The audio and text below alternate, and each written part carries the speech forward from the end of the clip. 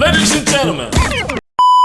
In the last video, we have seen the basics graphs of stock market, which is candlestick chart, bar chart, color chart, line chart, vertex chart, and then step and then mountain. So if you have not watched that video, you can go back to the pen icon and you will get the link of that video, which is part 1 of the stock market graphs video. So let's see the another thing in this video. This is the part 2 of that video. So in this, we are going to see baseline, hollow, volume, colored, scatter, and histogram, that how we can create these graphs and how the stock market analysis looks with this graph. So the company is the same. We are analyzing the TCS company. I have already imported the data using yfinance library. I have imported the basic statistics of the company and I know the data now. Now I have the data in my file. Now what I have to do is I have to plot the graph. So for plotting the graphs, we are using the Matplotlib library. To create a baseline chart, what I have done is I have plt.figure where I am defining the height and the width of the graph. Then plt.plot works with the closing value and which I am defining the color as a black and line width as 1. Then I have defined the title, X label, Y label, grids I want, and then I'm printing it to show. So here I have the price, date, baseline chart, and this is the graph, which is in the black color, and I do have the grids in this. So another type of a graph that we have is the hollow candle. Hollow candle is something which looks like this, which is like earlier we were using the colored one. This is hollow one. So I'm defining the figure size and I'm defining the title. Then on this plot, I want index onto the x-axis and then onto the y-axis, and then I want the closing value onto this, and then I have the color which is in the black, and I'm filling it up with the two values because I want index and then open value, close value, where close value is greater than the stock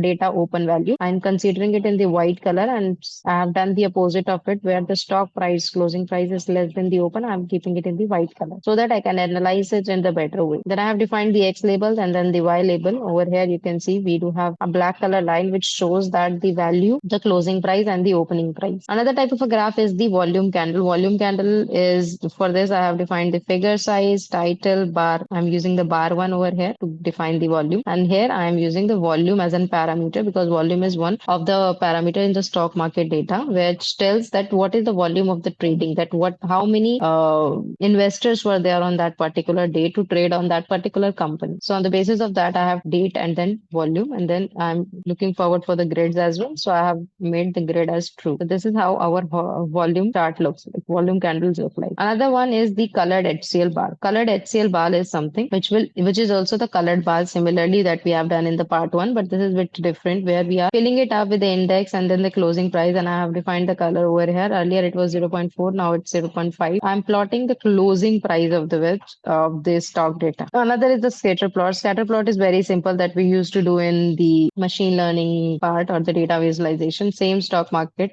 we are using. The data is stock market, just that, and the plot is the plt.scatter, which will help you to plot the scatter plot. Another is the histogram, which is done using plt.hist. We are defining the bins, we are defining the colors, and here we go with the output. Now, as we have done earlier, we have created multiple separate graphs for analyzing it better, or in the one go. What we are doing is we are creating the subplot of this, where which we are defining the figures and the axis. I do have the figures, and this is the size of the figure, and now I have the baselines, and now using the axis, I am defining the subplots. Earlier, we were doing something else when we were plotting it. We were not defining any axis. We were just directly plotting it. We have taken the same code from above and we have plotted the graph. But this time I have made it a bit different to make you learn something new, which is using the axis, how you can plot it. So I have used 0, 0. I will show you. So I have used 0, 0, 0, 1, 0, 2, 1, 0 up to 0, 2 only because I want 3 in line. So 1, 0, 1, 1, 1, 2 like this. So there will be 6 graphs like this. And that's how you can plot the subplots using the multiple graphs that you have. So this way you can analyze the stock market better using the yfinance library. Earlier,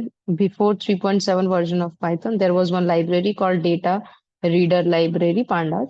So that library is not acceptable after 3.7 version. So we have new library, which is yfinance library, which is extracting the data from the Yahoo Finance library, Yahoo Finance website. So I hope you like the video. Make sure to subscribe to the channel and comment down your views of what you want next into this series.